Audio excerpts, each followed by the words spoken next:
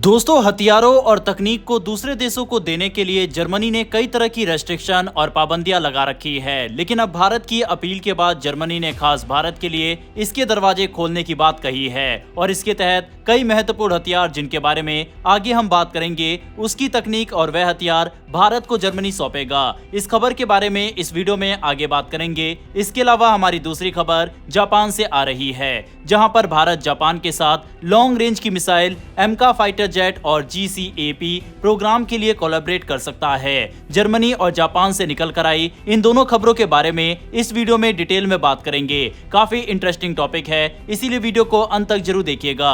पहले बात करते हैं जापान की। भारत और जापान इन दिनों एक बड़े डिफेंस प्रोजेक्ट पर चर्चा कर रहे हैं, जो आने वाले समय में एशिया की ताकत का संतुलन बदल सकता है। बात हो रही है एक ऐसे मिसाइल प्रोग्राम की जिसमें दोनों देश मिलकर एक long range air to air missile बनाने की योजना बना रहे हैं। यह मिसाइल भारत के एमका फाइटर जेट और जापान के GCAP प्रोग्राम के लिए तैयार की जाएगी। इस साझेदारी का सबसे बड़ा मकसद है चीन की बढ़ती मिसाइल ताकत का मुकाबला करना। असल में चीन ने पिछले कुछ सालों में अपनी एयरफोर्स को बेहद ताकतवर बना लिया है। उनके पास PL-16 और PL-17 जैसे खतरनाक मिसाइल है, जिनकी रेंज 300 से 400 किलोमीटर तक बताई जाती है। हालांकि पाकिस्तान ने चाइना की इन मिसाइलों का इस्तेमाल भारत के खिलाफ किया था और वो बेअसर साबित हुई थी।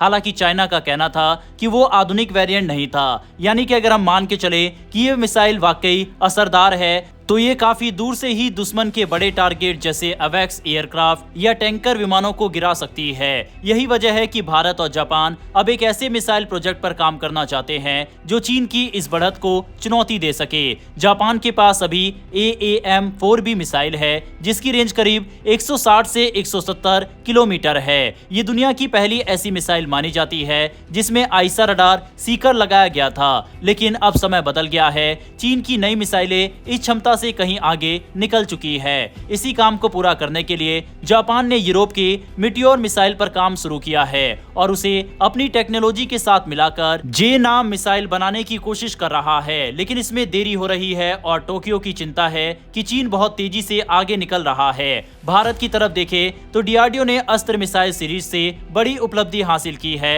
अस्त्र मार्क 1 पहले ही भारतीय वायुसेना के सुखोई 30 MKI और तेजस मार्क 1A पर लग चुकी है, जिसकी रेंज 110 किलोमीटर है। अब अस्त्र मार्क 2 तैयार हो रहा है, जो 160 किलोमीटर तक दुश्मन को निशाना बना सकता है। और सबसे बड़ी बात, भारत अस्त्र मार्क 3 यानी गांडीव पर भी काम कर रहा है, जो 340 किलोमीटर तक टारगेट हिट करने में सक्षम होगी। ये मिसाइल चीन की PL-17 को सीधी टक्कर दे सकती है। दिलचस्प बात यह है कि हाल ही में भारत ने पाकिस्तान से मिले कुछ चीनी PL-15E मिसाइलों का डेटा जापान के साथ शेयर किया। इसमें चीन की इलेक्ट्रॉनिक काउंटर मेजर टेक्नोलॉजी और गाइडेंस सिस्टम से जुड़ी अहम जानकारी थी। इस सहयोग ने भारत जापान के रिश्तों को और मजबूत कर दिया और अब दोनों देश सोच रहे हैं कि क्यों ना मिलकर एक ऐसी मिसाइल बनाई जाए जो 300 किलोमीटर से ज्यादा दूरी तक दुश्मन को मार गिरा सके। भारत के पास SFDR यानी solid fuel ducted ramjet technology है, जबकि जापान के पास बेहतरीन आईसा रडार सीकर टेक्नोलॉजी है। अगर दोनों देश अपनी अपनी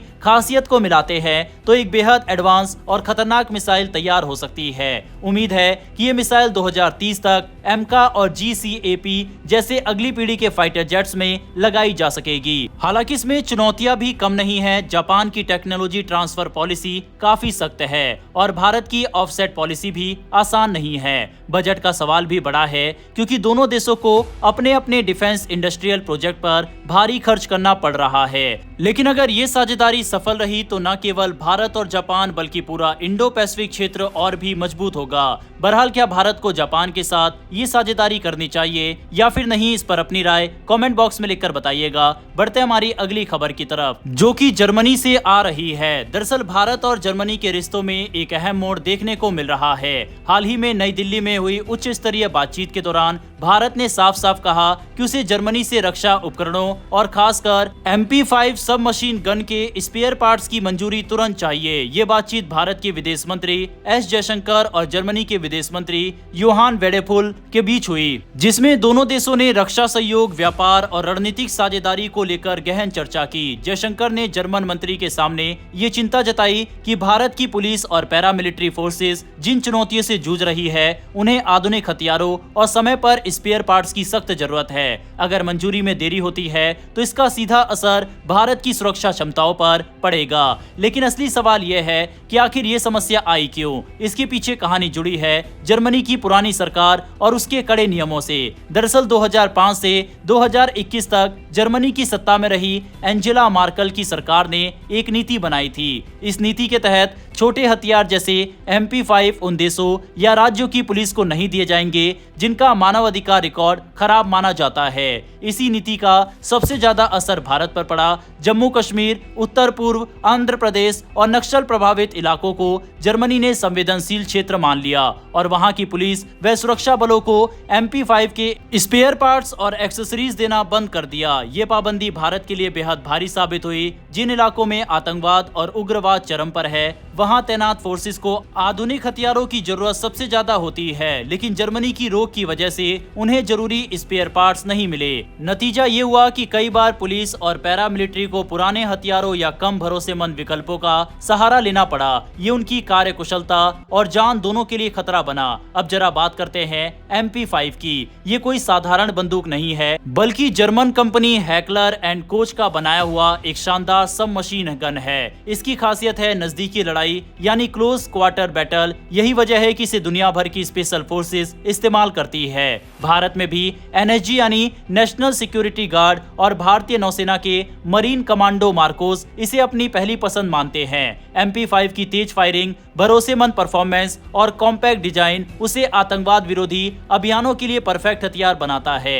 लेकिन समस्या यह है कि जर्मन कंपनी भारत के बड़े मार्केट में खुलकर नहीं आना चाहती। उन्हें डर है कि अगर हथियार भारत की पुलिस या पैरामिलिट्री तक पहुंचे और फिर कश्मीर जैसे संवेदनशील इलाकों में इस्तेमाल हो तो जर्मन एक्सपोर्ट अथॉरिटी उन पर सख्ती कर सकती है। सेना को कुछ हद तक राहत जरूर मिलती है क्योंकि उनके लिए मंजूरी आसान रहती है, लेकिन असली मुश्किल राज्य पुलिस और केंद्र अर्धसैनिक बलों को होती है जो रोजाना नक्सलियों और आतंकवादियों से सीधा मुकाबला करते हैं। यही वजह है कि भारत बार बार ये मुद्दा जर्मनी के सामने उठाता रहा है। लेकिन अब जर्मनी के विदेश मंत्री ने भारत को भरोसा दिलाया। उन्होंने कहा कि अब जर्मनी में नई सरकार है जिसे चांसलर फ्रेडरिक मर्ज चला रहे हैं। ये सरकार पुरानी पाबंदियों की समीक्षा कर रही है और भारत की चिंताओं को गंभीरता से ले रही है। वेडपुल ने यह भी कहा कि जर्मनी भारत का भरोसेमंद रक्षा साझेदार बनेगा और दोनों देशों का सहयोग अंतर्राष्ट्रीय मानकों के साथ साथ आपसी रणनीतिक हितों को भी पूरा करेगा। इतना ही नहीं,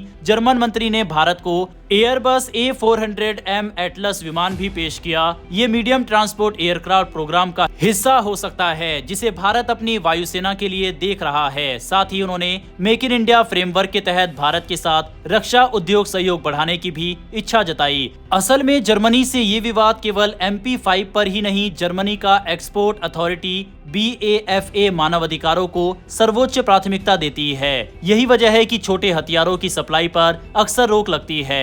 हालांकि बड़ी डील्स में भारत और जर्मनी का रिश्ता ज्यादा बेहतर है। जर्मन कंपनी थेसेनक्रूप मरीन सिस्टम हाल ही में भारत की VEM टेक्नोलॉजीज के साथ पनडुब्बी हथियारों पर काम करने के लिए समझौता कर चुकी है और प्रोजेक्ट 75I में भी भाग लेना चाहती है। ये दिखाता है कि बड़े स्तर पर रक्षा सहयोग आगे बढ़ रहा है, लेकिन छोटे हथियारों की समस्या अब भी सुलझनी बाकी है। अब भारत का साफ संदेश है कि जर्मनी इन पाबंदियों को खत्म करे। अगर नई जर्मन सरकार ने सच में बदलाव किया तो भारतीय सुरक्षा बलों को बड़ी राहत मिलेगी। ये सिर्फ हथियारों की सप्लाई का मामला नहीं होगा, बल्कि ये दिखाएगा कि भारत और जर्मनी का रिश्ता नए भरोसे और नई रणनीति के साथ आगे बढ़ रहा है। बहरहाल दोस्तों, इस वीडियो में इतना ही। इन दोनों खबरों पर अपनी राय कमेंट बॉक्स में लिखकर बताइएगा। इन्फॉर्मेशन और वीडियो पसंद आई हो तो वीडियो को लाइक करके हमारी आने वाली डेली ऐसी वीडियो के लिए नीचे दिए गए सब्सक्राइब बटन को प्रेस कर बेल आइकन को जरूर दबा ले।